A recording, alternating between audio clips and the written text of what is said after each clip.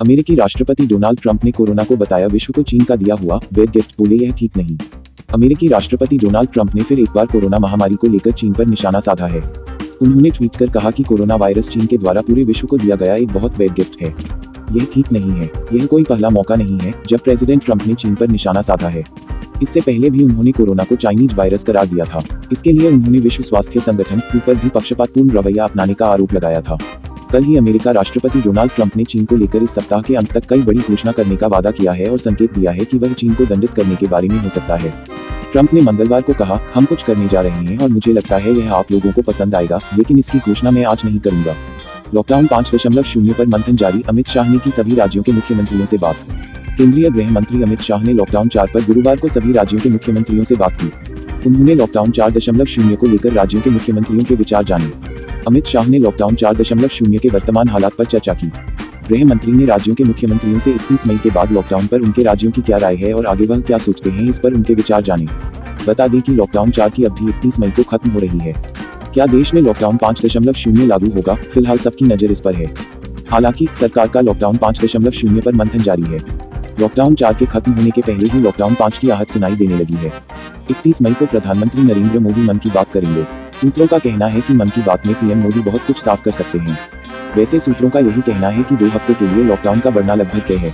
मोदी सरकार माफ करने जा रही है किसानों का 1 लाख करोड़ रुपए का कर्ज। मोदी सरकार जल्द ही एक बहुत बड़ा ऐलान करने जा रही है, जिससे बैंकिंग सेक्टर, बाजार और पूरी की पूरी अर्थव्यवस्था पर बड़ा असर पड़ने की संभावना है। केंद्र एक योजना पर काम कर रही है, जिसके तहत देश भर के किसानों का 1 लाख करोड़ रुपए का कर्ज माफ किया जाएगा। मिली जानकारी के अनुसार सरकार चरणबद्ध तरीके से इसका ऐलान करेगी। किसानों के लिए पहले चरण में 25,000 करोड़ रुपए की कर्ज माफी का ऐलान कर सकती है। किसानों के लिए यह बड़ी राहत होगी। भारत ने ठुकराया ट्रंप का मध्यस्थता का प्रस्ताव, कहा चीन से हो रही सीधी बातचीत। भारत ने चीन के साथ सीमा विवाद में अमेरिकी राष्ट्रपति डोनाल्ड ट्रंप के मध्यस्थता के ऑफर को ठुकरा दिया है। विदेश मंत्रालय ने कहा कि हम इसके शांतिपूर्वक समाधान के लिए चीन के संपर्क में हैं। विदेश मंत्रालय के प्रवक्ता ने कहा, दोनों पक्ष सैन्य और राजनयिक स्तरों पर बातचीत हो रही है। लॉकडाउन में ट्रेनों में अब रिजर्वेशन अवधि 30 की बजाय 120 दिन पार्सल बुकिंग भी होगी। भारतीय रेलवे ने लॉकडाउन के दौरान चलने वाली सभी विशेष ट्रेनों के लिए अग्रिम आरक्षण की अवधि को मौजूदा 30 दिन से बढ़ाकर 120 दिन कर दिया है। इनमें 12 मई से राजधानी ट्रेन के मार्ग पर संचालित 15 जोड़ी ट्रेनें और 1 जून से चलने जा रही 100 जोड़ी नई ट्रेनें शामिल हैं। रेलवे ने एक बयान में कहा, रेल मंत्रालय ने सभी विशेष ट्रेनों की अग्रिम आरक्षण अवधि ARP को मौजूदा 30 दिन से बढ़ाकर 120 दिन कर दिया है। इन सभी 230 ट्रेनों में पार्सल और सामान की बुकिंग की अनुमति होगी। बयान में कहा गया है कि वर्तमान बुकिंग, रोडसाइड स्टेशनों के लिए सीटों का तत्काल कोटा आवंटन और अन्य नियम एवं शर्तें पहले जैसी ही रहेंगी। केरल, राज्यसभा सांसद और मातृभूमि समूह के प्रबंध निदेशक MP वीरेंद्र कुमार का दिल का दौरा पड़ने से निधन। केरल के राज्यसभा सांसद MP वीरेंद्र कुमार का कोझिकोड में कार्डियक अरेस्ट, दिल की धड़कन का रुकना के कारण निधन हो गया। कल मोदी करेंगे मन की बात का 65वां संस्करण, कर सकते हैं लॉकडाउन 5.0 का ऐलान। विदेश मंत्रालय के प्रवक्ता के अनुराग श्रीवास्तव ने कहा कि भारतीय सैनिक मुद्दे को सुलझाने के लिए चीन के साथ हुए द्विपक्षीय समझौतों के तहत निर्धारित प्रक्रियाओं का कठोरता से पालन कर रहे हैं। विदेश मंत्रालय ने कहा कि हमारे सैनिकों ने सीमा प्रबंधन के प्रति बहुत जिम्मेदार रुख अपनाया है। भारत चीन ने बातचीत के माध्यम से सीमा मुद्दों को हल करने के लिए सैन्य और राजनयिक स्तरों पर तंत्र स्थापित किए हैं। 13 जून तक स्वदेश आएंगे 1 लाख भारतीय। विदेश मंत्रालय ने कहा है कि वंदे भारत मिशन के तहत अब तक विदेशों में फंसे 45,000 से अधिक भारतीयों को स्वदेश लाया जा चुका है। 13 जून तक अन्य 1 लाख लोगों को स्वदेश लाया जाएगा। KBC में 14 साल के रवि मोहन ने जीते थे 1 करोड़ रुपए, अब बने इस शहर के SP। टेलीविजन में मशहूर रियलिटी क्विज शो कौन बनेगा करोड़पति के प्रतियोगी रहे डॉक्टर रवि मोहन सैनी ने मंगलवार को पोरबंदर के पुलिस अधीक्षक SP के रूप में पदभार संभाला।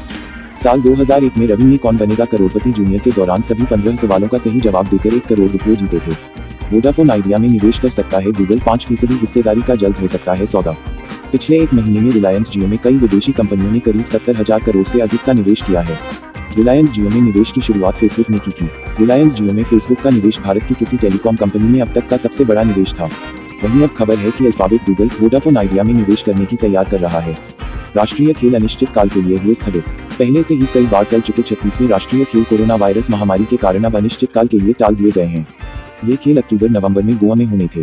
भारतीय ओलंपिक संघ (IOC) ने हाल ही में गोवा सरकार से कहा था कि वह इस साल 20 अक्टूबर से 4 नवंबर के बीच राष्ट्रीय खेलों का आयोजन करे। कोरोना महामारी के बढ़ते प्रकोप के कारण इन्हें स्थगित करने का फैसला किया गया। IOC अध्यक्ष नरेंद्र बत्रा द्वारा भेजे गए एक बयान में गोवा के उप मुख्यमंत्री और खेल का भी प्रभार देख रहे मनोहर अजगांवकर ने कहा, राष्ट्रीय खेल आयोजन समिति ने कोरोना महामारी के कारण खेलों को स्थगित करने का फैसला किया है।